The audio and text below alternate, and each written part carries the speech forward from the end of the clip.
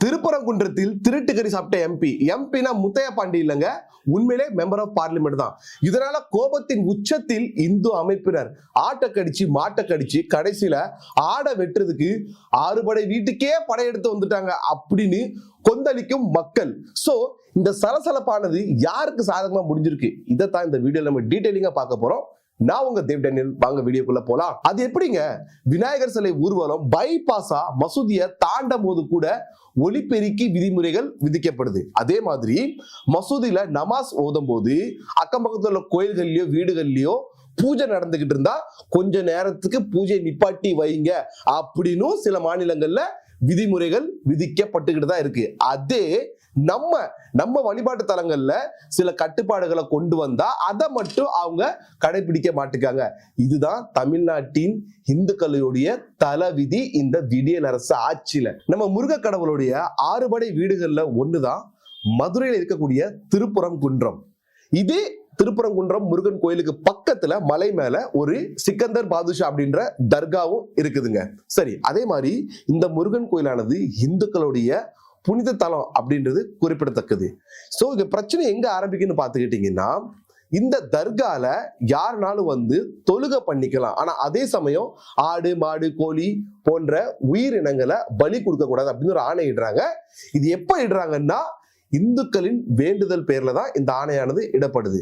இதுக்கப்புறம் இஸ்லாமியர்கள் என்ன சொல்றாங்கன்னா, இல்ல இங்க பாரம்பரியமா முன்னாடி இருந்தே நாங்க வந்து பலி கொடுக்கறது நடைமுறையை தான் நடத்திக்கிட்டு வரோம், திடீர்னு எங்களை எப்படி ரெஸ்ட்ரிக்ட் பண்றாங்க அப்படின்னு சொல்றாங்க. வேறல்ஸ் அப்படியே இந்துக்கள் என்ன சொல்றாங்கன்னு பாத்துக்கிட்டீங்கன்னா, இல்ல நாங்க அனுமதி எதுக்கு கொடுத்தோம் அப்படின்னா, அங்க வந்து நான்வெஜ் அதாவது அசைவம் சமைச்சு சாப்பிட்டுக்கலாம், ஆனா உயிரினங்களை பலி கொடுக்க கூடாது அப்படின்னு தான் அவங்க சொல்றாங்க.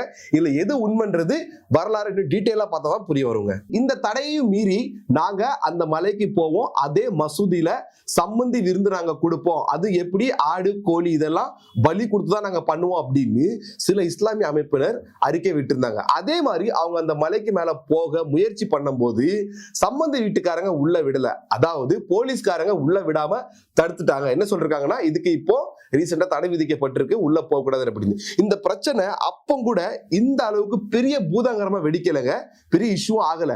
இது எப்ப பெரிய இஷ்யூ ஆகுதுன்னா, ராமநாதபுரம் எம்பி மற்றும் தமிழக வக்ஃப் வாரிய தலைவருமான நவாஸ் கனி அந்த இடத்துக்கு போறாருங்க. சரி, ஒரு எம்பி போறாரு, போய் சுமூகமா பேசி பிரச்சனைய தீர்த்து வைப்பார்னு எதிர்பார்த்தா, அவர் அங்க போய் அதே மலையில் உள்ள படிக்கட்டுல திருட்டுத்தனமா உட்காந்து பிரியாணி சாப்பிடுறாருங்க. இந்துக்கள் மனசு புண்படும் வகையில ஒரு எம்பி அவர் இப்படி பண்ணலாமாங்க?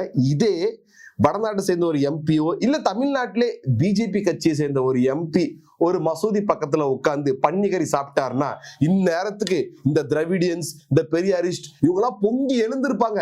இப்ப ஏன் பொத்திக்கிட்டு இருக்காங்க? அது மட்டுமா, நான் அங்க போனது உண்மைதான், ஆனா நான் பிரியாணி சாப்பிடவே இல்லை அப்படின்னு ஒரு அந்தர்பல்ட்டி அடிக்காரு.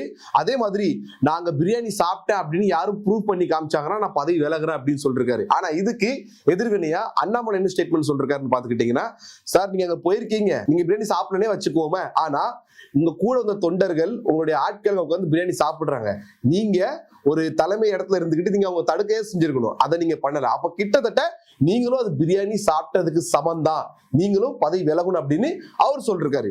இதை வச்சு பார்க்கும்போது அவங்க 2 பேரும் மாத்தி மாத்தி பதவி விலகுறாங்களோ விலகலையோ, இந்த நிலை இந்துக்களுக்கு இப்படியே தொடர்ந்துச்சுன்னா ஒரு காலம் வரும், நம்ம கும்பிடுறதுக்கு கோயில் இல்லாம இந்த நாட்டை விட்டு நம்ம வெளியே போற நிலைமை தான் வரும். ஏன் சொல்றேன்னு பாத்துக்கிட்டீங்கன்னா, தப்பா நினைச்சுக்க வேண்டாம் யாரும், பெரும்பான்மையா எல்லா விஷயத்திலையும் இந்துக்கள் தான் அதிகமா அனுசரிச்சு போறாங்க. ஒரு 2 உதாரணத்துக்கு சொல்றேன். இப்போ விநாயகர் ஊர்வலம் நடக்குது, அது மசூதிய ஒரு 5 நிமிஷம் 10 நிமிஷம் கடந்து போகுமா, அந்த 10 நிமிஷம் கூட அவங்க பொறுத்து போக மாட்டுக்காங்க. இந்துக்கள் அந்த 10-12 நிமிஷத்துக்கு அந்த ஊர்வலத்துடைய சவுண்டு மேலதாரங்கள் எல்லாத்தையும் அணைச்சி போட்டு அந்த மசூதியை கடந்து போவாங்க. இவ்வளவு ஏன், காங்கிரஸ் ஆட்சி வந்ததுக்கு அப்புறம் பெங்களூர்ல ஒரு இஷ்யூ நடந்தது. மசூதி இருக்கு 7 கிலோமீட்டர் தள்ளி, ஒருத்தன் அவன் கடையில அவன் பாட்டுல ஹனுமான் சாலிசாவோ ஏதோ ஒரு பக்தி பாடலாம் அவன் கேட்டு இருந்திருக்கான். அவன் கடை புகுந்து நாங்க நமாஸ் ஓதுறோம், இப்போ நீ ஹனுமான் சாலிசா போடக்கூடாதுன்னு அவனை புகுந்து அடிச்சாங்க. இந்த மாதிரி உதாரணத்தை சொல்லிக்கிட்டே போலாம். ஒரு நாட்டுல செக்குலரிசம்ன்றது எப்போ ப்ரூஃப் ஆகும்? ஒரு கை தட்டினா மட்டும் ஓசை வராதுங்க. எல்லா இடத்துலயும் ஏன் இந்துக்களே விட்டு கொடுக்கணும்? இதான் என்னுடைய கேள்வி. இப்போ திருப்பரங்குன்ற மலையை உதாரணமா எடுத்துக்குவோமே, இது வரைக்கும் நடந்திருக்கலாம், இல்ல நடக்காம இருக்கலாம். ஆனா இன்னொரு விஷயம், அதுல வரலாறு படி பார்த்தாலும் அந்த கோயில் 2000 வருஷத்துக்கு முன்னாடி கட்டின கோவில், தமிழர்களுடைய ஒரு பாரம்பரியம். இஸ்லாமிய மதம் ஓவராலா 1500 வருஷம் தான் ஆகுது. சரி, அப்படியே அவங்க சொல்றபடி அங்க பாரம்பரியமா அது நடந்துகிட்டே இருந்தாலுமே ஒரு கட்டத்துல இவங்க சொல்றாங்கல்ல, இதுக்கு மேல எங்க இந்துக்களுடைய புனித தலமானது கெட வேண்டாம், இதுக்கு மேல இங்க இந்த ஆடு கோழி தான் பலி கொடுக்கணும்னு சொல்றாங்கல்ல. எல்லா விஷயத்திலயும் இந்துக்கள் எப்படி அனுசரிச்சு போறாங்களோ அதே மாதிரி இஸ்லாமிய சகோதரர்களும் ஒரு சில விஷயத்துல அவங்க அனுசரிச்சு போறதுல என்ன தப்புன்னு தான் நான் கேட்க வரேன். So end of the conclusion என்னன்னு பாத்துக்கிட்டீங்கன்னா, 2 பேரும் சரிசமமா ஒருத்தர் விட்டு கொடுத்தாதான் அந்த யூனிட்டி இன் டைவர்சிட்டி, அந்த செக்குலரிசம் இது எல்லாமே நிலைச்சு நிற்கும். அதே மாதிரி விடியல் அரசு மக்களுக்கு தான் விடியலை பெருசா தேடி கொடுக்கல. ஆனா அட்லீஸ்ட் இந்துக்களுடைய சில இருப்பிடத்தையாவது தக்க வச்சுக்கிறதுக்கு தகுந்த பாதுகாப்பு கொடுக்கணும் அப்படின்றத எங்களுடைய கருத்து. வீடியோ பார்த்ததுக்கு அப்புறம் உங்களுடைய கருத்து கமெண்ட் பாக்ஸ்ல மென்ஷன் பண்றேங்க. சேனலை சப்ஸ்கிரைப் பண்றேங்க, ஃபாலோ பண்ணிருங்க.